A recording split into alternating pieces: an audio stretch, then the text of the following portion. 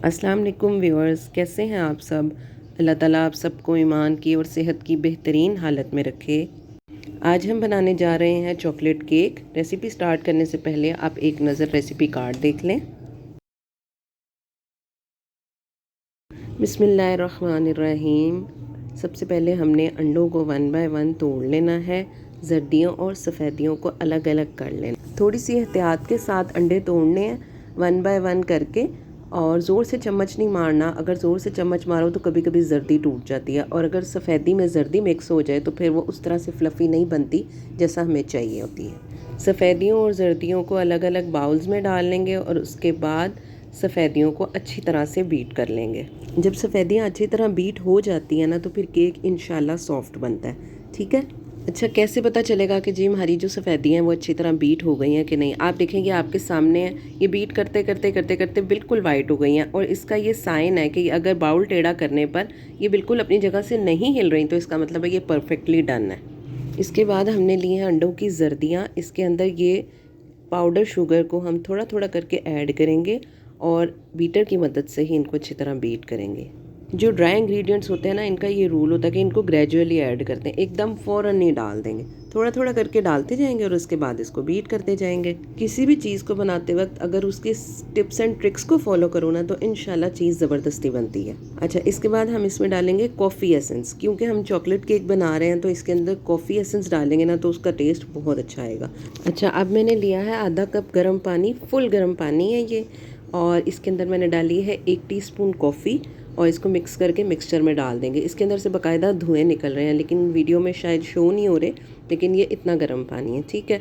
और साथ ही हमने लेना है मैदा और कोको पाउडर, बेकिंग पाउडर। क्योंकि हम चॉकलेट केक बना रहे हैं तो इसमें बेकिंग सोडा भी डलेगा, और साथ ही हम इसमें डालेंगे थोड़ा सा नमक। अच्छा, जब भी चॉकलेट केक बनाते हैं ना, तो उसके अंदर ज़ाहिर है कोको पाउडर ज़्यादा डलता है, तो फिर खाली बेकिंग पाउडर से वो इनफ रिज़ल्ट हमें नहीं मिलता, इसलिए हमें बेकिंग सोडा भी डालना पड़ता है। इसको अच्छी तरह से हम छान लेंगे स्पैचुला से या चम्मच से, या वैसे ही हिलाएं तो भी ये अच्छी तरह हो जाएगा। और अब थोड़ा थोड़ा करके डालेंगे और बीटर से इसको साथ साथ बीट करते जाएंगे। जैसा कि मैंने अभी पहले भी बताया कि ड्राई इंग्रेडिएंट्स को ग्रेजुअली डालेंगे और फिर साथ साथ बीट करते जाएंगे, एकदम नहीं डालेंगे। ठीक है। अच्छा, क्योंकि हम जर्दियों में इसको मिक्स कर रहे हैं इसलिए हम यहाँ बीटर यूज़ कर सकते हैं, लेकिन अगर यही काम हम सफ़ेदियों में करेंगे ना, तो फिर हम बीटर यूज़ नहीं करेंगे, हम स्पैचुला या लकड़ी का चम्मच इस्तेमाल करेंगे। क्योंकि जब सफ़ेदियों में मैदे को डालो ना, तो सफ़ेदियाँ एकदम बैठ जाती हैं, लेकिन जर्दियों में कोई ऐसा इशू नहीं है। अब आप देखें, ये मिक्सचर के अंदर मैंने जैसे ही सफ़ेदियाँ डाली हैं, साथ ही मैंने स्पैचुला ले लिया और थोड़ा थोड़ा डालती जाऊँगी और मिक्स करती जाऊँगी। अच्छा, 2-3 दिन पहले ना मैंने एक बड़ी ज़बरदस्त बात पढ़ी थी, मुझे बड़ी मेरे दिल को लगी थी। मेरा दिल किया था कि मैं आप लोग के साथ भी ये चीज़ शेयर करूँगी। अच्छा, हदीस का मफ़हूम है कि 2 तरह के लोग कभी शेर नहीं होते। एक वो है जो इल्म का तालिब हो, यानी कि उसको दिल करता रहता है कि मैं इल्म हासिल करता रहूँ, और दूसरा वो होता है जो दुनिया चाहने वाला होता है। कि जो दुनिया चाहने वाला बंदा है ना, मतलब वो भी कभी नहीं भरता उसका पेट। और एक और हदीस के मुताबिक कि इंसान को अगर सोने की एक वादी भी मिल जाए ना, तो उसका दिल करता है मुझे एक और भी मिले, और ये कि उसका जो पेट है ना, वो कब्र की मिट्टी ही भर सकती है। अच्छा, यहाँ रुक के सोचना चाहिए कि मैं किस लिस्ट में आती हूँ। इल्म की तलबगार हूँ मैं, या फिर मैं दुनिया की तलबगार हूँ। क्योंकि जो दुनिया की ख्वाहिशात है ना हमारी, वो कभी ख़त्म नहीं होती हैं। मैं ये चीज़ बड़ा देखती हूँ कि इंसान को किसी चीज़ की बड़ी ख्वाहिश होती है ना, तो हमारा दिल करता है कि भाई ये 1 मिनट के अंदर मेरी ये ख्वाहिश पूरी हो जाए। अच्छा, वो ख्वाहिश आपकी जब पूरी हो जाती है ना, उसके बाद एक आधे दिन आपके ऊपर उस चीज़ का असर रहता है, और उसके बाद क्या होता है, वो असर ख़त्म हो जाता है। फिर क्या होता है, हमारी एक नई ख्वाहिश शुरू हो जाती है। असल में ना हम लोग दुनिया की दौड़ में लगे हुए हैं, और दुनिया की दौड़ में जब इंसान लग जाता है ना, तो दुनिया अपने पीछे इंसान को थका देती है। अच्छा, फिर हमें लगता है कि अगर हम ये सब कुछ करते रहेंगे ना, इस दौड़ में लगे रहेंगे, तो शायद हम जीत जाएं, या शायद हमें सुकून आ जाए। लेकिन दुनिया की दौड़ में लग के कभी कोई जीत नहीं सका, और इसमें हम सबसे ज़्यादा बेसुकून है। रोज़ बरोज़ हमारे अंदर डिप्रेशन, एंजाइटी, ये सब कुछ बढ़ता ही जा रहा है। जब तक हम लोग समझेंगे नहीं ना, तो हम लोग खुद को रोक भी नहीं सकते। एटलीस्ट हम कोशिश करें। अल्लाह ताला हमारी सबकी मदद फरमाए, अल्लाह हमारे लिए आसानियाँ फरमाए, और अल्लाह ताला हमारे हालों पे रहम फरमाए। आमीन सुम्मा आमीन। Coming back to our recipe, cake हमारा अच्छी तरह से मिक्स हो गया था। इसके बाद हमने इसको मोल्ड में डाल दिया था। 2 एक साइज़ के मोल्ड मैंने यूज़ किए हैं। इनको मैंने ऑलरेडी ग्रीस कर दिया था। फिर मैंने बटर पेपर को प्लेस किया और उसके बाद उसको भी ग्रीस किया, और दोनों मोल्ड में केक डालने के बाद मैंने 2 से 3 दफ़ा इनको काउंटर के ऊपर टैप किया था, और बाद में मैंने इसको प्री हीट ओवन में 15 to 20 मिनट्स के लिए बेक होने के लिए रख दिया था। फिर उसके बाद केक को बाहर निकाला था, उसको 2 हिस्सों में कट किया था, रूम टेम्परेचर में आने के लिए छोड़ दिया। क्रीम को बीट करना है, डबल बॉयलर में चॉकलेट को मेल्ट करना है, और उसके बाद इसके अंदर चॉकलेट ऐड करके इसको दोबारा एक दफ़ा बीट करेंगे। यहाँ मैंने लिया है दूध 1 कप। इसमें मैंने डाली है 1 टेबलस्पून भर के शुगर, और साथ में 1 टेबलस्पून डाली है कॉफ़ी। इसको अच्छी तरह से मिक्स करेंगे, और फिर इस मिक्सचर को हम किसी बॉटल में डाल लेंगे, और बॉटल की जो कैप है उसके अंदर हम लोग 1-2 सुराख कर लेंगे।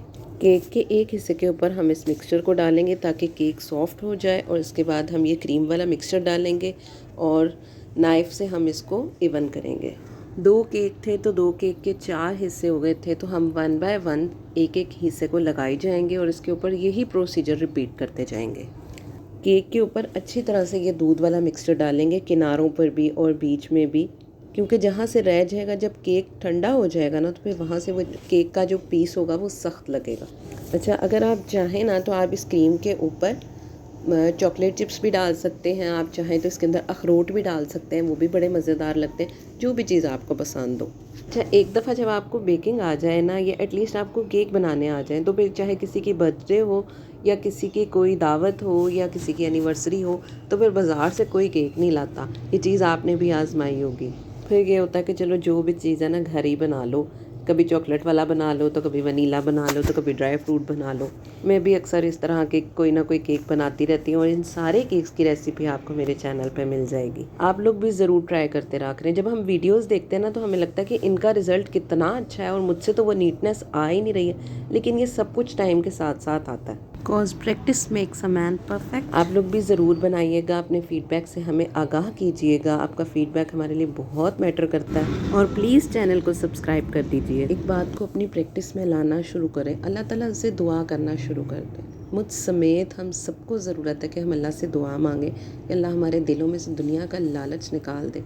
जब हम दुआ मांगने लग जाएंगे ना, तो इंशाल्लाह आहिस्ता आहिस्ता ये चीज़ हमारी ज़िंदगियों में भी आने लग जाएगी। क्योंकि असल तो हमें लालच ही है ना, ज़रूरियात तो इतनी ज़्यादा है ही नहीं। असल तो लालच है जिसने हमें दौड़ में लगाया हुआ है कि मुझे ये भी मिल जाए और ये भी मिल जाए। खुश रहें, दुआओं में एक दूसरे को याद रखें। मैं हर दफ़ा ये बात इसलिए कहती हूँ कि बेगर्ज दुआ जो एक दूसरे के लिए हम मांगते हैं, ये ज़रूर कबूल होती है। ऐसी दुआओं पे फ़रिश्ते भी आमीन कहते हैं। तो दुआओं में एक दूसरे को याद रखें। आपसे फिर मिलेंगे बहुत जल्द एक नई रेसिपी के साथ। तब तक के लिए हमें दीजिए इजाज़त। अल्लाह हाफिज़।